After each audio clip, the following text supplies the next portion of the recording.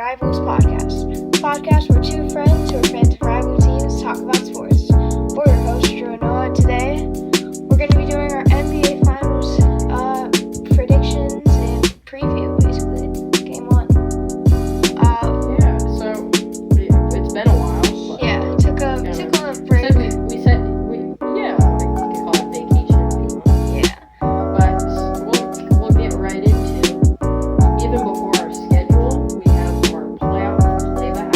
Yeah. To show you our favorite clips so far from the playoffs, and just see if you like them. So here it is.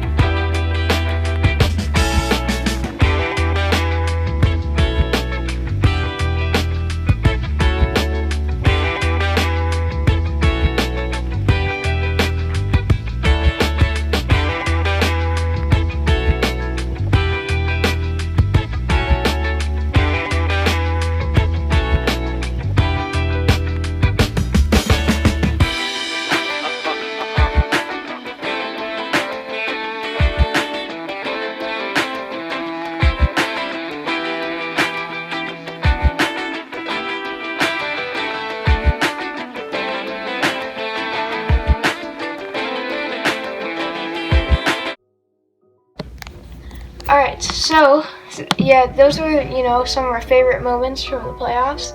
You may have not noticed that there aren't any Bucks or Suns highlights in there, but we'll be getting to those when we talk about them. But without further ado, here's our schedule for today. First, we're going to have our, playoff playback, which we just had. After this, we're going to head right into the injury report. As we all know, Giannis is still, as of recording this, questionable. So we're going to talk about that. And Drew, take it away. We'll launch right into how each team can pull through and be victorious in Game 1. This is for the series, just for Game 1, and then we'll do our predictions for not only tonight but for the series. So we'll go right into it. And already injury report. Nothing too much to talk about. I just want to make a few points about Giannis being out, how big that is. Yeah. The Bucks, I do think still. I think the Bucks are the better team in this one, but that's not the point right now. The point is, Giannis is hurt, and without him, I think he is a pivotal piece. He's a two-time MVP. Yeah, and we still don't actually know if he's gonna play. As of recording this right now, we're only 2 hours before the game, and all the articles I've been reading are just saying it's just going to be right when the game starts, it's going to be a game decision by Mike Budenholzer, and it would be a real crusher for the Bucks if he can't play. But you just got to pull through they did against the Hawks. Yeah, and it's basically a one-man injury report, because if you go to a website, any website or article that you want to read of your choice, I just went straight to ESPN. Nothing too big, because it's just Giannis who's on the injury report. Other than names, guys who probably won't play. No one really struggling. Obviously, Chris Paul's still dealing with that injury he had. Yeah, in just playing Series through. 1. But he'll be fine. Yeah, he should be fine as long as he doesn't re-injure that shoulder. So be watching out for that, Suns fans. If he goes down a little hard, that could be very bad. But other than that, Suns pretty much completely healthy. The Bucks are only missing really Giannis right now, and that could, if not, if he doesn't play in this game, we're pretty confident that he will play in game 2. So moving on from the injury report over. Yeah. Let's go to the Bucks' keys to victory for game 1, or just for the series in general. Like what they would need to happen for them to, prevail and get that trophy. So starting off, the Suns are obviously a very high-scoring team. They can shoot they have so many shooters and great ball movement. And one person that's gonna have to really lock down on Devin Booker is gonna be Drew Holiday. Drew Holiday's been an elite defender right when he came into the league, and he just really needs to. He's defended multiple stars, and he's done pretty well against them. So I think he can defend Booker. Mm-hmm. So, yeah. Drew, why don't you take it away for... So, and you mentioned defense here before we switch over to offense. Brook Lopez, I think he needs to get down in the paint, because we saw him when he got... Not only was he good in the offense, he had 35 points, so whatever it was, earlier in the series against the Hawks when Giannis was out, and it was crucial, but if he's able to lock down as well in the paint, those points he scores will matter. And Ayton is one of the best players at his position, and if you don't stop him, he'll just bully you until he gets to the bench, and then he'll bully the bench. So you got to get to him in first quarter, probably even the second. Second half, by the second half, you should be close game if it goes the way the Bucks planned. So, and then other few points, you need Giannis. Hypothetically, if Giannis plays, you need Giannis to be explosive. Just back to his old self. Get the crowd going, get the energy going, get an mojo, and then him and Middleton, the two best players on the team, in my opinion. I think if they both get shooting and are able to just keep the ball moving, because Bucks aren't known for their ball movement, the Suns are. If you're able to stop the ball movement of the Suns and create your own, you should be able to get by. And Bucks' biggest problem is in transition on defense. Bucks just fall apart. Yeah, when a team's on transition, we saw that against the Hawks. On offense, they can just really run against them, run downhill and easily get a layup. What the Bucks need to do is they need to, try and they have to get back on defense. A lot of the time you'll see, a couple of the Bucks players just kind of cherry picking behind and just watching the player run. Mm-hmm. We've seen Giannis get these chase down blocks. The other players on the team have to step up, and on the other side in transition, though, the Bucks are great in transition when they're on offense, because Giannis is usually leading the charge, and his length, his size is very prominent in transition. Great point there, Noah. And I think all these players, Drew Holiday in particular, he's almost like a shy personality. In a bad way in basketball is not good. You want to show your potential and your powerful defense and offense. So if he can do that, and Giannis is 7 feet tall, just under maybe even. If he needs to use it if he plays tonight. Yeah, I think a lot of people are saying DeAndre Ayton can easily lock him down if he tries to come inside. Well, Giannis can just easily. He has the speed to get past his defender, and he has the explosiveness to just, try and make a play against DeAndre Ayton. DeAndre Ayton is very good defensively in the post, but Giannis, I think Giannis can, deliver by just being Giannis. But that is, of course, if he plays. So.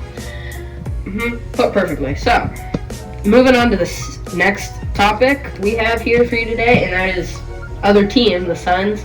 We just talked about the Bucks and how Giannis and Holiday, but now let's go over to Chris Paul and Booker and Ayton, and the hottest team in basketball, I'd say, and that's the Phoenix Suns. So Noah, I think we can both agree that Devin Booker is, if he gets going, avoids injury, because he's highly susceptible to injury, has been the past few years. You can't stop him. And if he gets, he's one of the most underrated players in the game. Yeah, it's amazing to watch him play. It's just, you have a big three if you have Chris Paul, Ayton, and Booker, but most of the time, Booker's not always at his best, and that's costing them points. And when you're a team like the Suns, who came from nothing last year to this, it's big. Yeah. So if he can get going and just utilize the screen that Ayton's setting, and Cam Johnson, any other player, Saric, just get through and then shoot it. You got it. Yeah. And Chris Paul could do the same. Chris Paul's the biggest leader in basketball right now. Yeah. As active, other than LeBron. So. Yeah, Chris Paul is just he's been great. He has the most playoff experience on this young Suns team, and he's really been showing these guys the ropes. You've seen what he's done coming into this team. Last year they weren't even a playoff team, and he comes in, not much roster changes for the Suns, and he just pretty much goes crazy. And the Chris Paul, another thing about him is his playmaking. We've seen it throughout his entire career that he knows how to get other players involved in the offense. He knows how to run an offense, and you'll see him getting people like Mikal Bridges involved. And he's not even making the plays. He's not the one scoring 40 points a game like he could. He's giving up the ball so that other people can make plays. Yeah, you can see what happens when he's on the court. Just his presence in general is just crazy. It's a crazy impact on the Suns.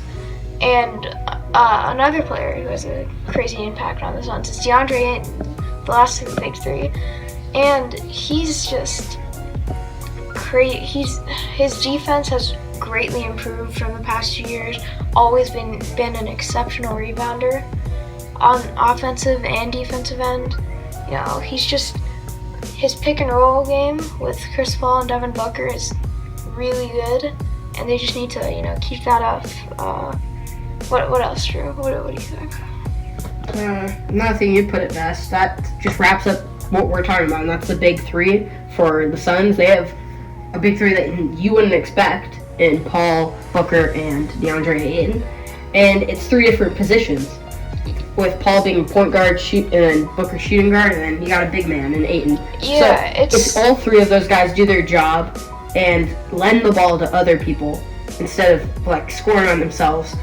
The plays will be made for them, and they'll still have a chance to score. Yeah, we've seen it all year what they can do when all of them are on the same page, and it's crazy. They've had the hottest streak in the playoffs out of any team. Mm-hmm. And by far. Yeah, and Paul, if you're going off in Game 6 against the Clippers, if he can do that again, and Booker, both players averaging lots of points this playoffs, over 20 points per game.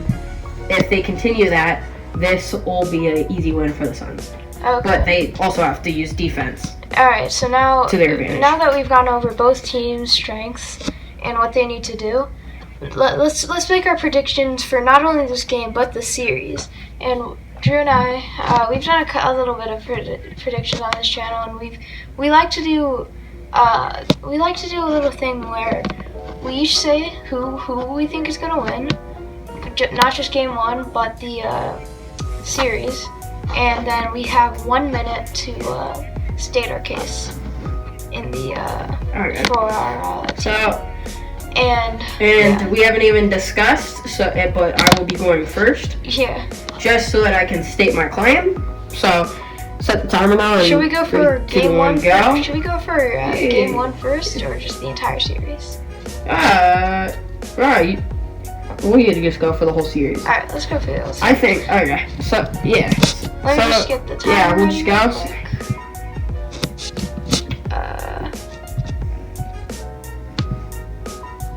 Here we go, and 1 minute starting now. Okay, so I think that the Bucks are the better team in this series. Their defense is better than the Suns. even though the Suns are a high-scoring team, I think players like Drew Holiday, Chris Middleton, Giannis, not even, his defense is insane. We don't even have to talk about that when he's playing. If he's healthy, it'll be an easy, maybe even a sweep for the Bucks. But I think for the Bucks, I'll say both sides. I think for the Bucks, if Drew Holiday, he's the biggest player that I need to see his strengths, and he gives up the ball too much, but he can take over the entire game, take over the league if he wants, and he needs to do that. This is the finals. This isn't just the regular season or the bubble or anything like that. And for the Suns, I just, like we said before now, I think Booker, he needs to get going, utilize the screen. That's what the Suns can do really well with Ayton setting really good picks. And so I think, yes, okay. So I'll just say one more thing. I just think if they can do that and Booker can score 30, 40 points, I think that Suns could win it. But overall, I think that the Bucks are the better team, and I think that the Bucks are going to win this series in 6 games, 4-2. Yeah. Okay. So, all right, Drew. You can start my timer. Okay. Ready, set, go. Okay, so I'm going to go opposite of Drew. Okay. I do think the Suns can pull this one out, and here's why. The Suns have a crazy scoring team. They're a crazy scoring team. Milwaukee is pretty good defensively, but I do think that the Suns are able to lock down the Bucks, and they can probably score a little bit better than the Bucks. You know, I think they're the hottest team in the league right now. Chris Paul is just, when he's healthy, like we were talking about before, he's the biggest playmaker. He's one of the best playmakers in the league, and combined with Devin Booker's scoring and DeAndre Ayton's defense and rebounding, I think the Suns can pull this one out. And I'm saying Suns in 6. I'd say Suns in 6 most likely. And I think yeah. I think the Bucks can win this, but I just think it's a lot harder for them to win against the Suns team than the Suns are to win against the Bucks. Okay, yeah. Well, that time's up. So perfect. I think you stated that perfectly. And we obviously did opposite. Like we agree oppositely because he thinks Suns in 6. I think Bucks in a 6. But we'll see what happens. Obviously, the game tonight, 9:40 Eastern time. We'll see what happens tonight, game 1, to see how the series starts. But we'll continue to show you our thoughts and talk about them during this series and react to maybe a few games. So we'll keep you posted on finals coverage. And so, real quick, let's just say what's to come for and where we were and what's to come for this channel. Well, we just want to take a little break just to rethink, just kind of be the best we can be, And we decided we're gonna have a couple different things that we might do on this channel. There could be reaction videos coming soon. We were just kind of figuring out this YouTube thing for the past couple months, and we think we kind of understand what we need to do, and so some exciting videos might come in the future. Thank you everyone for watching. We enjoy making this. Yeah, thanks for watching. Popping up on screen. Most recent video, season 1, which we took a break from, but a lot of videos. Subscribe if you're new, and see ya. yeah, we'll see ya.